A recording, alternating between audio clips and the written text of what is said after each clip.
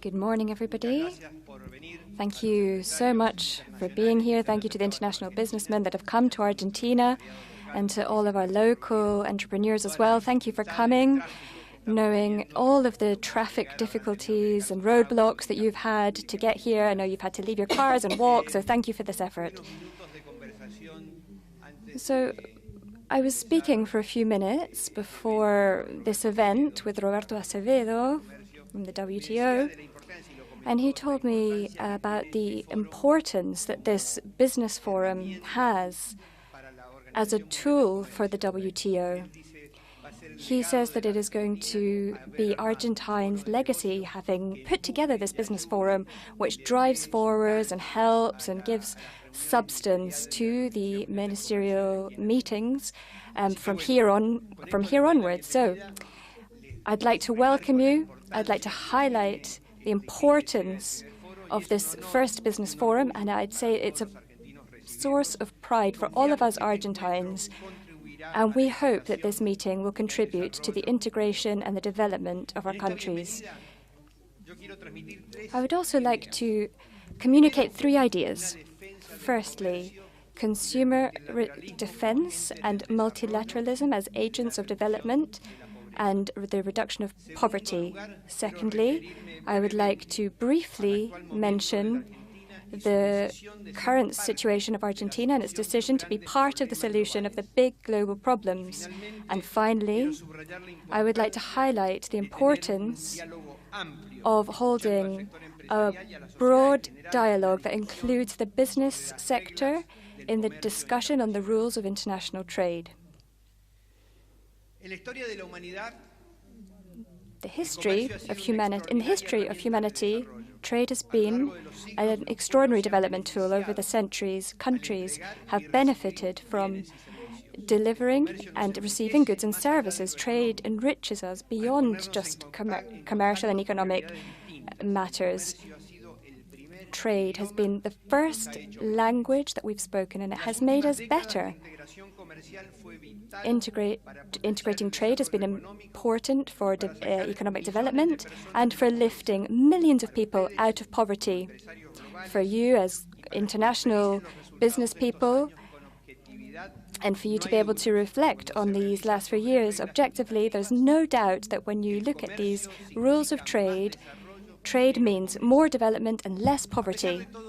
Despite all of this, today we face the difficulty of protectionism, which has two reasons. On the one hand, the benefits of trade are not recognized by everyone. This is partly because many have been excluded from them, and because millions of people do not recognize the value of commercial integration as one of the drivers that has made possible the improvement of the quality of life that we have all experienced. Secondly, the protectionism has been driven by the fact that history is changing as never before. Technology means that things have happened that before never seemed possible, and this jeopardizes millions of jobs, especially those that are the lower skilled jobs. So sometimes the temptation is, when we're faced with these challenges, to close ourselves up and to hide, to hide away from danger. But if we do this, if we isolate ourselves, we are only going to be endangering the future of our countries. We are living the fourth industrial revolution, and we must form part of it as states. We need to promote innovation and prepare people to be the protagonists of this change, to benefit from these changes. New technologies are not a threat. Countries like Germany, South Korea, or Switzerland, with the highest levels of robotization, are also the ones that have the highest levels of industrial jobs and have the best paid jobs. Productivity is key. Public policies, including Fair trades for multilateral trade will be absolutely key for the generation of new quality jobs, and for this to happen as quickly as possible, and to make transition costs as low as possible. Protectionism is not the solution, and Argentina is proof of that. According to the World Bank in 2015, Argentina was the third most closed economy in the world. We wanted to isolate ourselves from the world, and the results were clear. More than 30% of the population was below the poverty line. We had problems with competitiveness and our productivity sector and other problems. But we, Argentines, decided to change. After decades of following the wrong path, we have formed a generation that is convinced that Argentina has more to give, that because of its natural resources and its talents, it could be an important place in the world, and that we can lift millions of Argentines out of poverty. 2 years ago, Argentina began a sustained and solid process of change, and the energy, mining, infrastructure sector, and in many other sectors of the industry and the knowledge-based industry. And I think that the principles that guide this transformation that we're seeing can be useful to guide the dialogue that we're going to be holding over the next few years. The first principle is that of gradualism. We work on the conviction that change is only sustainable if it happens gradually through solid consensus. This brings us to the second principle, which is dialogue. The government is just an actor, a player.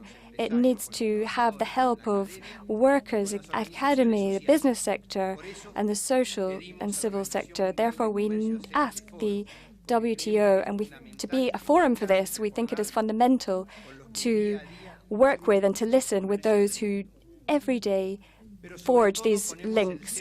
But we do not believe in a center in sort of diffused ideas. We believe in SMEs and in real people. We do everything to change real people's lives. We're talking about real people here and real lives.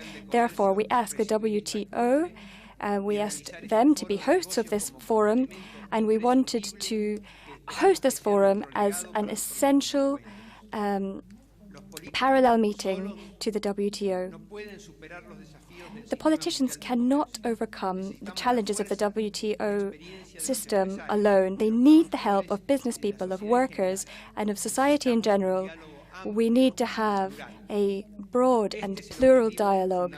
This is the fundamental objective of the Business Forum. We want to listen to the experiences of those that trade every day. We want to institutionalize their voice within the WTO. In many instances, you all understand much better the new challenges that the world is facing. You know that it has to do with these changes that we've been mentioning, and our job as a state is to build fair and sustainable rules to develop world trade in order to see growth and to see job creation for all social actors in our country. In this same line, in our multilateral agenda, we included 3 issues. The first is that of agribusiness and food. This is a growing demand in the world, and it must be met through cooperation, technology, and active trade policies or active exchange policies. The second is the development of SMEs. SMEs generate 2 out of every 3 jobs in the world, but they have low levels of internationalization. SMEs should be the great victors from international fair trade, and they can increasingly, through innovation, be so, through using technology as well. And finally, and linked to the previous point, e-commerce and the knowledge-based economy. The future is taking place under our noses, with or without our institutional brands. That's where the greatest added value jobs are generated, and that is the greatest experience of the consumers. We want to build together a multilateral trade system based on open rules that are non-discriminatory and that are equitable, that foments development and manages to make trade accessible to more people. Because I said at the beginning, if we have equitable and fair rules, more trade means more development and less poverty. A more integrated and open world is a world that has more democracy, peace, and sustainable development. Argentina decided to change and to integrate themselves intelligently into the world. We have the solid commitment, the firm commitment to integrate into the world trade system so that the principle of non-discrimination would be the driver of growth, job creation, and poverty reduction.